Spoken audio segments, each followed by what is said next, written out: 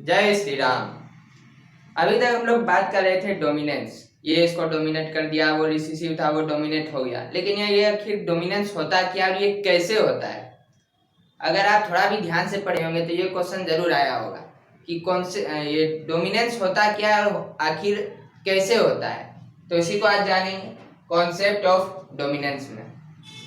Dominance का आखिर concept क्या है, आखिर जो डोमिनेंट ट्रेट है वो आखिर डोमिनेट करता कैसे है, और रिसेसिव ट्रेट आखिर रिसेसिव हो क्यों जाता है। तो शुरू करते हैं। Every gene contains the information to express a particular trait.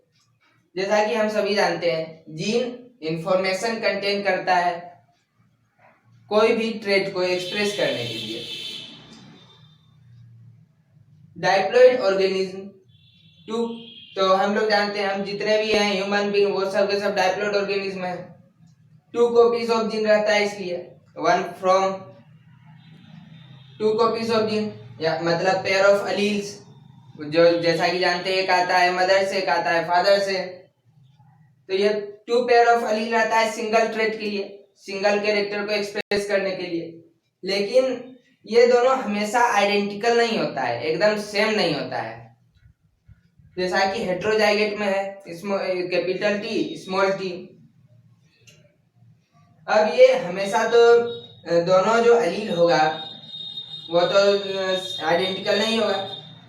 आखिर डोमिनेंस में होता ये है कि जो ये पेयर ऑफ अलील है, ये तो 2 है, इसमें से एक अलील जो होता है वो मॉडिफाई हो जाता है। 1 अलील गेट्स मॉडिफाइड। तो मॉडिफाई ये होता है कैसे, वो कुछ प्रोसेस है ह्यूमन बॉडी में, जब हो जाता है तो वहां पर रिएक्शन करके कुछ वो मॉडिफाई हो जाता है, जिसको आगे के चैप्टर में पढ़ेंगे। तो ये जब मॉडिफाइड हो जाता है एक अलील, तो ये अलील सबसे पहले करता क्या, इंफॉर्मेशन। तो इंफॉर्मेशन से क्या होता है कि वो एंजाइम प्रोड्यूस करता है जो सबस्ट्रेट पर काम करता है। सबस्ट्रेट क्या हुआ, जिसके ऊपर एंजाइम काम करता है। एंजाइम काम करेगा सबस्ट्रेट के ऊपर और फिर वो उसको फिनोटाइप देगा।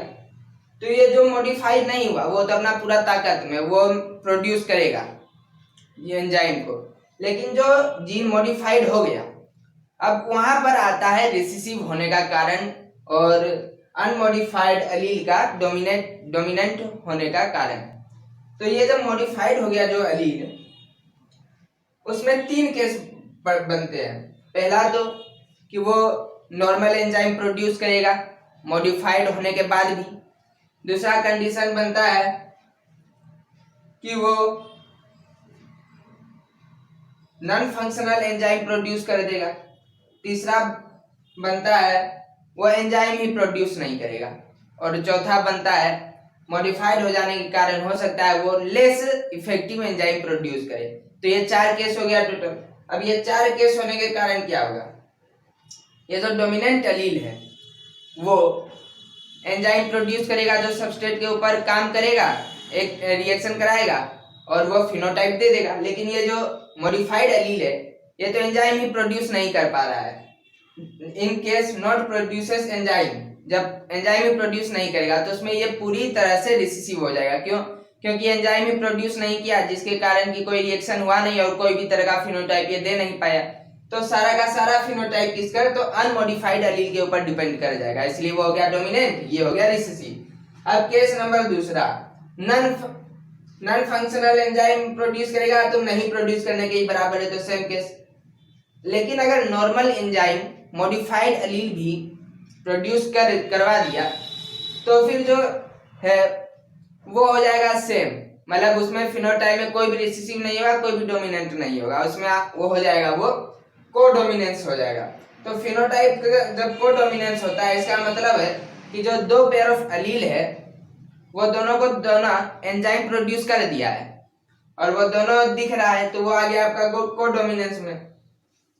तो इस तरह से 3 केस समझ लिए, जब प्रोड्यूस नहीं करता है एंजाइम या फिर नॉन फंक्शनल एंजाइम प्रोड्यूस कर देता है तब तो कुछ होगा नहीं, वो पक्का रिसेसिव रहेगा। लेकिन जब नॉर्मल एंजाइम प्रोड्यूस कर देता है पहले वाले के जैसे, तो ये कोडोमिनेंस में चल जाएगा। क्यों? क्योंकि ये भी एंजाइम प्रोड्यूस कर दिया और इसके पहले जो अनमॉडिफाइड अलील था वो भी एंजाइम प्रोड्यूस किया। दोनों सबस्ट्रेट पर काम करेगा और दोनों अपना अपना फिनोटाइप दे देगा, तो वो कोडोमिनेंस में चल गया। लेकिन अब आता है चौथा केस, लेस एफिशिएंट एंजाइम को अगर प्रोड्यूस करता है मॉडिफाइड एलील, तब क्या होगा?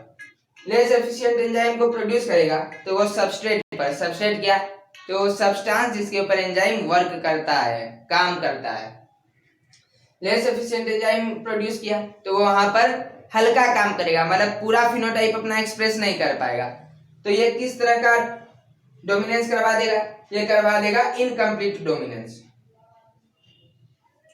इनकम्प्लीट डोमिनेंस, तो इनकम्प्लीट डोमिनेंस कब होता है? जब modified allele less effective enzyme produce करेगा, वो अपना फिनोटाइप तो देने का कोशिश करेगा लेकिन पूरा नहीं दे पाएगा, और जो डोमिनेंट है वो उसको डोमिनेट तो करेगा लेकिन पूरा नहीं कर पाएगा, इसलिए तीसरा तरह का प्रोडक्ट निकल जाएगा। तो यही था कॉन्सेप्ट ऑफ डोमिनेंस। जय श्री राम। हम लोग बहुत ही इंपॉर्टेंट टॉपिक को समझेंगे जिसका नाम है कोडोमिनेंस। कोडोमिनेंस मतलब क्या हुआ? को मतलब जो बराबरी में हो, तो ऐसा डोमिनेंस जो बराबरी का हो। तो in codominance offspring resembles both parents. तो कोडोमिनेंस में जो ऑफ स्प्रिंग होता है वो दोनों पेरेंट को रिजेंबल करता है। अभी तक हम लोग देख रहे थे वो एक ही पेरेंट को रिजेंबल कर रहा था, या तो वो टोल होता था या तो ड्वार्फ होता था, लेकिन दोनों को रिजेंबल नहीं कर रहा था। लेकिन इसमें अब ये दोनों को रिजेंबल करेगा। इसका सबसे अच्छा एग्जांपल है एबीओ ब्लड ग्रुप, जो ह्यूमन बींग्स में रहता है। A blood group, B blood group, O blood group, AB blood group. तो ये जो ब्लड ग्रुप है किसके द्वारा कंट्रोल होता है? ये जीन आई के द्वारा कंट्रोल होता है। तो जीन आई क्या है? तो ये जीन आई नाम दिया हुआ है जो एबीए ब्लड ग्रुप को कंट्रोल करता है, उसका नाम है जीन आई। ये जीन आई कहाँ रहता है? ये लोकेटेड इन क्रोमोसोम 9 में, मतलब ये जीन आई क्रोमोसोम 9 में लोकेटेड रहता है। ये जीन आखिर जीन आई करता क्या है? Controls the kind of sugar, मतलब ये शुगर को कंट्रोल करता है जो एंटीजन और ब्लड टाइप के लिए रिस्पॉन्सिबल होता है। जीन आई के पास 3 एलील होता है, 3 एलील्स IA, IB, I। ये जो IA और IB है ये कोडोमिनेंट है, मतलब बराबर शक्तिशाली है, इक्वल पावरफुल है। जब भी IA और IB एक साथ आएगा तो ये दोनों अपने आप को फिनोटाइप में एक्सप्रेस कर देगा, वो बन जाएगा AB blood group. Produces slightly different sugars, ये जो IA है और IB है ये दोनों एक दूसरा से बहुत ही कम डिफरेंस का शुगर प्रोड्यूस करता है, लेकिन डिफरेंस प्रोड्यूस करता है। ये I क्या है? ये I जो है, ये स्मॉल I, ये ब्लड ग्रुप O के लिए रिस्पॉन्सिबल होता है। ये प्रोड्यूसेस नो शुगर, ये शुगर ही प्रोड्यूस नहीं करता है, तो इसका तो बात ही नहीं रहा, इसलिए हो गया रिसेसिव, क्योंकि ये शुगर ही नहीं प्रोड्यूस कर रहा है।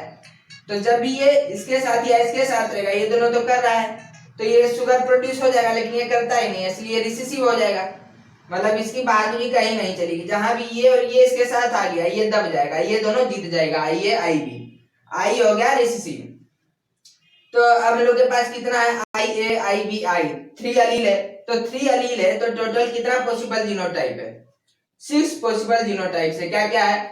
IA IA 1, IB IB 2, IA I 3, IB I 4, IA IB 5, IB IA 6। तो 6 जीनोटाइप पॉसिबल है, लेकिन फिनोटाइप इसका कितना पॉसिबल है? तो इसका phenotype possible A B AB O, तो इतना ही 4 टाइप का ब्लड ग्रुप होता है, तो इतना ही फिनोटाइप पॉसिबल है।